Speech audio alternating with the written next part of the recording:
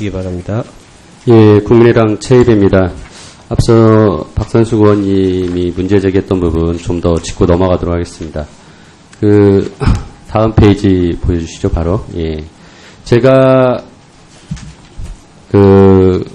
우리 권익위에 이 보훈처장님 자녀 취업 청탁의 사례를 가지고서 질의를 했더니 답변이 왔는데, 1차적으로는 이제 공직자 등 인사에 관하여 법령을 위반하여 개입하거나 영향을 미치도록 하는 경우는 부정청탁이다라고 왔고, 하지만 이제 단순한 뭐 합격자 알려달라는 것은 해당되지 않을 수도 있다. 하지만 또 다시 이런 합격자를 알려달라는 것으로 인해서 채용 담당자들이 그런 거에 청탁이라고 느끼고 또 그렇게 이제 채용 기준에 미달함에도 불구하고 이제 채용을 했다면 부정청탁에 해당될 수 있다. 이제 이런 답변이 왔습니다. 그래서 제가 보기에는 좀 더 면밀히 조사는 해봐야겠지만 일단 부정청탁의 가능성은 충분히 있다라고 생각을 합니다. 다음 페이지 보시면은 보훈청장님 자녀 취업에 대해서 앞서 우리 최한금 보훈처 차장님께서 사실관계를 좀 달리 말씀하셨어요. 제가 보기에는 유증에 해당된다고 생각하고 이 부분 저희 위원회에서 검토를 유증으로 조치를 해야 될지 검토를 하겠습니다. 먼저 지원 사실을 서류 전형 담당자한테 문의를 했어요. 그게 김모 이사입니다. 이분은 직접 채용의 면접에도 참여하신 분이라고 되어 있고요. 근데 그리고 나서 이분이 자기가 이제 실무자가 아니까 실무자를 만나라. 그래서 두 번째로 신모 인사팀장을 만났습니다. 그리고 신모 인사팀장의 또 위에 상급자인 권모 경영지원실장을 만났습니다. 그리고 제가 이것을 어떻게 확인했냐? 이 권모 지원실장이 직접 저희 방 의원실에서 통화를 했고요. 그 통화하면서 인사팀장도 만났고 또 자기한테 최한근 차장이 와서 명함도 교환하고 인사했다라고 얘기를 했습니다. 근데 앞서 우리 박선숙 의원님 질문에는 만난 적이 없다라고 다른 말씀하셨습니다. 그 다음에 앞서 나온 신모 인사팀장, 중진공 인사팀장이죠. 이분이 법원에서 최근 증언을 했는데 중소기업진흥공단 이사장께 보훈처장 자녀의 지원 사실을 구두 보고했다라고 했고 이미 한겨레 신문에도 나왔지만은 올해 1월에 2012년 하반기 중진공 서류전형 면담 보고용이라는 서류에 보면 보훈처장 자녀라고 이렇게 가로치고 아예 기재를 하고 있는 사실은 이미 알려진 사실입니다. 보훈처장님이 자녀 취업에 대해서 얼마나 관여했는지는 여기서 뭐 말씀드릴 수는 없을 얘기를 논의할 수는 없을 것 같고요.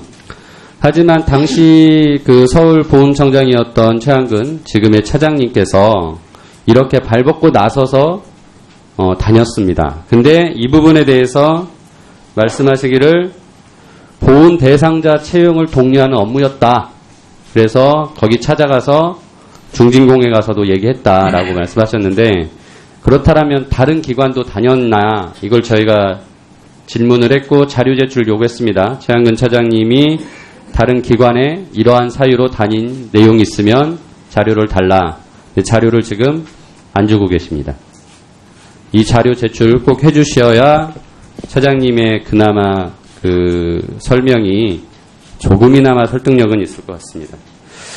제가 이 부분 현재 법원에서는 검찰이 수사를 해서 중진공의 부정 취업에 대한 전반적인 수사로 주로 최경환 당시 부총리의 문제로 검찰에서 진행을 했고 재판이 진행 중인데 제가 보기에는 우리 보훈처장님 자녀 취업 청탁 문제도 감사원 감사가 필요하고 검찰 수사가 필요하다고 생각합니다. 그래서 이 부분에 대해서도 우리 위원회에서 감사원 감사를 의결했으면 하는 제안을 드립니다. 차장님은 꼭 그 자료 챙겨서 오늘 오후에라도 주시기 바랍니다. 다음 권익위에 대해서 질의 좀 하겠습니다. 권익위에서 행동강령 운영에 대해서 이제 조사 점검하도록 되어 있고, 그 지침에 보면 청렴도가 낮은 기관, 그리고 뭐 평가 결과가 낮은 기관들을 우선적으로 점검해야 된다라고 되어 있는데, 저희가 조사한 바에 의하면 검찰, 국세청이 행동강령 위반한 건이 최근 3년 동안 검찰청은 109건, 그다음에 국세청은 425건이 있었고요. 다음으로 보시면은 저희가 국조실에도 이런 위반건 달랬더니 국조실은 뭐 자기네는 해당 사항이 없다고 답변이었는데, 저희가 징계사항을 찾아보니까 국조실도 9건이 있었습니다. 아무튼 그래서 제가 보기에는 이 청렴도가 낮거나 그러니까 부패방지 시책의 평가 결과가 낮은 검찰청, 국세청, 국조실에 대해서는 행동강령 점검을 한 번도 실시하지 않았습니다. 이게 위에 보시면은 뭐 농촌진흥청 이런 데는 청렴 결과 평가가 2등급, 뭐 부패 방지 시책은 3등급, 매우 우수해요. 그럼에도 불구하고 하거든요. 행동강령 제대로 준수하고 있는지, 이행하고 있는지. 근데 이 힘센 기관이라고 얘기해지는 검찰청, 국세청, 국조실은 나가지 않고 계세요. 왜 그러시는 거죠? 네, 뭐 힘이 세다고 해서 나가지 않은 것은 아니고요. 행동강령뿐 아니라 부패 심사과, 부패 기획과 등에서 필요한 경우 그 설이나 추석 때 이제 현장에 암행 감찰도 가는데 검찰청도 가본 바가 있고요. 그리고 그 외에도 이번 이제 행동강령 점검에서 빠지게 된 것은 작년도에는 보고받기로는 새로 신규로 이제 그 대상이 된 신규 기관들 그리고 지방의회에 좀 집중을 하다 보니까 누락이 된 걸로 알고 있고, 꼭 행동강령 점검만이 부패 점검의 전부가 아니기 때문에 그런 점으로 좀 이해를 해주시면 감사하겠습니다. 아무튼 2016년 아직 하지 않은 걸로 알고 있습니다. 한번 마련을 해보도록 하겠습니다. 그 앞에 말씀드린 이 지침에 따라서 평가 점수가 낮은 기관들이 우선적으로 고려돼야 되는 점, 네. 충분히 숙지하시고 진행하셨습니다. 네, 이렇게. 네, 최 의원님 수고하셨습니다. 다음은 더불어민주당의 존경하는 재윤경 의원님 질의해 주시기 바랍니다. 예, 저 본 차장님 좀 다시 앞으로 나와주시겠습니까?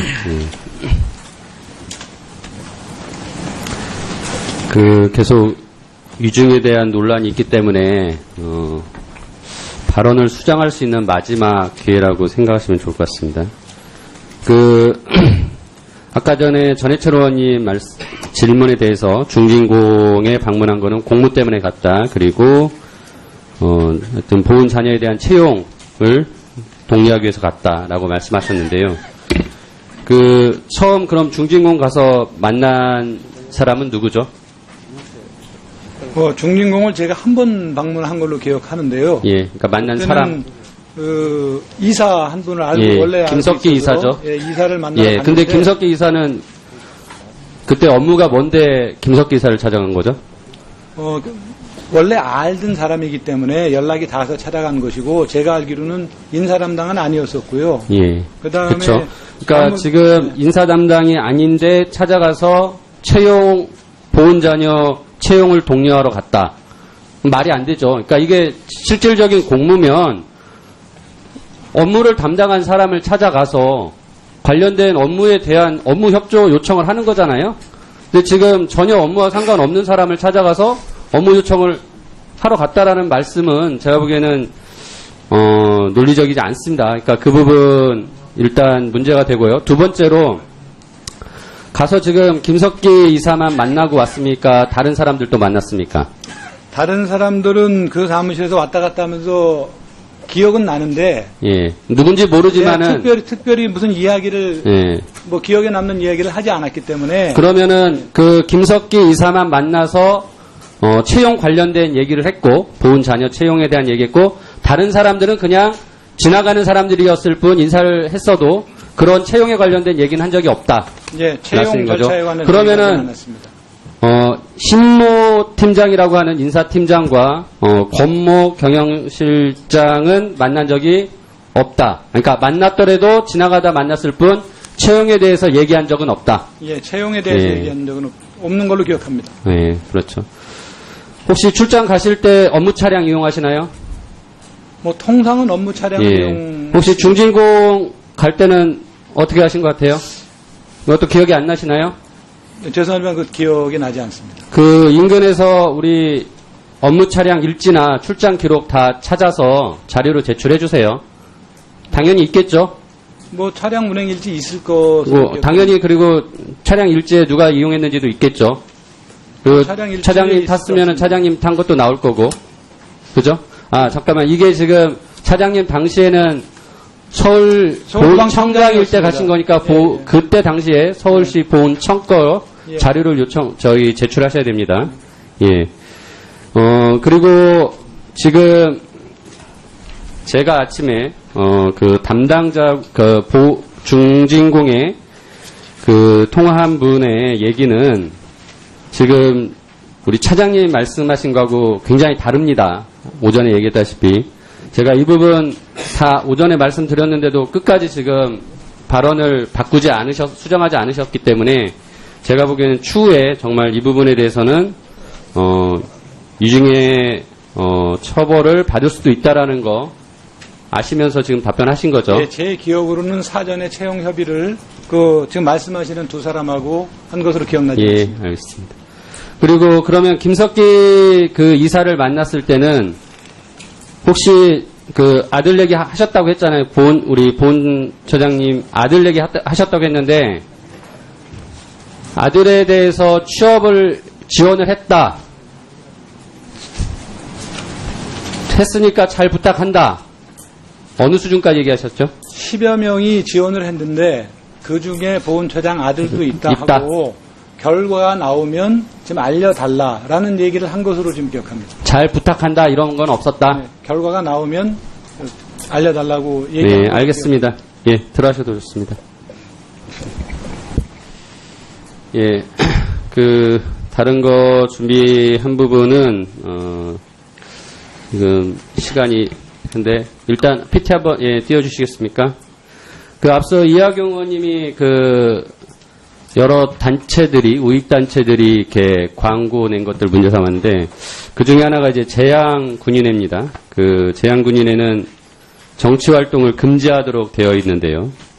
이 재향군인회가 아까 전에 이제 다음 페이지 보시면은 이게 국정교과서 문제나 뭐 사드 집회, 그다음에 4.3 제주항쟁 문제 같은 거 가지고서 계속 집회를 하면서 굉장히 이념 편향적인 얘기를 하고 그 재향군인회 회장 직무대행이라는 분은 저렇게 이제 그 최근에 얼마 전입니다. 10월 1일 신문에 저렇게 씁니다. 또한 지금은 역사교과서 도발과 사드 배치 반대는 반국가 정착한 민족적 행태, 안보와 국가 정체성을 흔들고 있는 내부의 동북 좌파 세력의 척결을 매진하고 있습니다. 자, 이게 재향군인회의 입장인 것 같아요. 네. 이 재향군인회에 계속 우리가 예산을 주고 문제되는 광고를 내게 하고 근데 이런 부분에 대해서 지금 보훈처가 감독기관으로서 무슨 역할을 하고 있나요? 네, 당연히 보훈처에서 주어진 권한을 가지고 감독하고 관리하고 있습니다. 뭐 시정 조치를 하지 않나요? 감독을 하시면서 시정할 사안이 아닌가요? 지금 재향군인회가 하고 있는 것은 이 호국 활동이지 저희들은 정치 활동으로 보지 않고 있는 것으로 알고 있습니다. 예.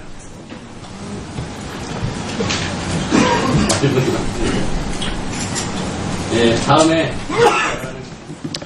해주시기 바랍니다. 예, 아까 재향군인의 정치 활동에 대해서 얘기하다가 우리 보훈처장님께서 느닷없이 호구 활동이라는 답변에 제가 기가 막혀가지고 말문을 잇지 못했는데요. 이어서 계속하겠습니다. 앞서 우리 이하경 의원님께서 저런 광고나 그 재향군인의 활동이 진짜 정치 활동인지 호구 활동인지 한번 면밀히 분석해서 좀 자료를 제출해 주시기 바라고요. 그 재향군인의 광고 집행 내용인데요. 아까 전에 그런 정치 편향적인 광고를 만드니라고 2013년 박근혜 정부 들어서면부터 급격히 늘어났습니다. 광고비가. 4,300만 원, 3,200, 7,000, 4,200 올해에도 저는 이런 예산 자체를 이제 삭감을 해야 된다라고 생각을 하고요. 그리고 제가 이제 재향군인의 이런 정치 중립의 의무를 위반한 것에 대해서 입법조사처에 질의를 했는데, 보시다시피, 퇴직군인 개인 자격으로 집회에 참여하는 거는 뭐 금지할 수 없으나, 재향군인이라는 명의로 이렇게 활동하는 것은 정치 중립 위반의 소지가 크다.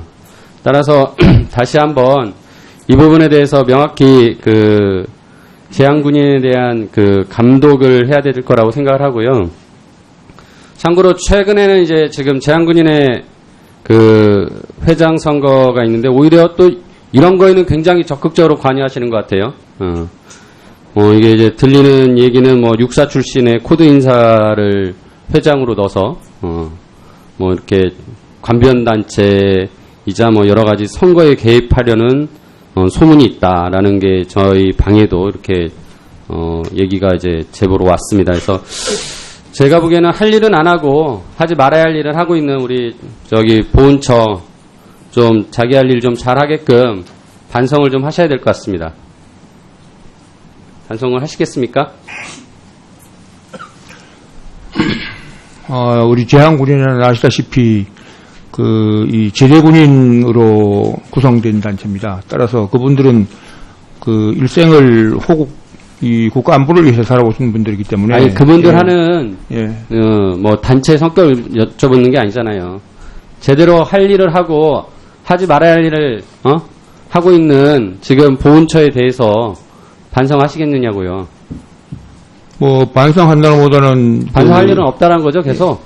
그러니까 뭐만 물어보면 지금 꼭 반대로 답변하시는데 답변을 들을 이유가 없는 것 같습니다.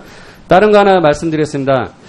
4.19 혁명 국가유공자 지정에 대해서 2013년에 보상금을 월 15만원에서 21만원으로 올리자고 저희 정무위에서 의결을 했고, 했지만 이게 이제 국회 예결산위에서 이게 삭감이 돼서 오르지 않았던 것 같아요. 그러고 나서 여전히 지금 유공자 중에서는 가장 낮은 수준의 월 15만원, 16만원 수준의 지금 유공자 수당을 받고 계시는데 이런 부분은 좀 챙기세요. 예?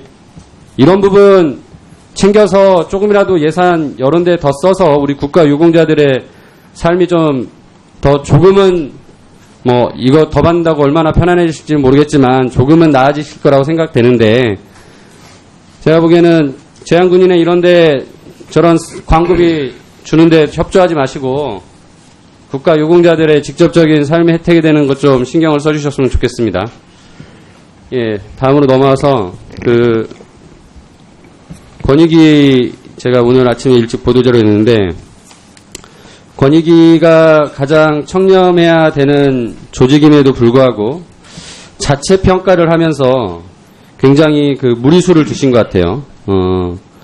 이유는 이제 자체 평가의 결과를 통해서 예산의 증액이나 또는 직원들의 성과 평가가 반영이 되기 때문이라고 생각하는데 지금 저기 보시면 맨 위에 매우 우수, 다소 우수라고 이렇게 올라와 있는 과가 있는데 그 과마다 고충민원 인용률, 그다음에 공익신고 접수 건수, 그다음에 행정심판 인용률 이런 것들이 다 계산이 잘못됐어요.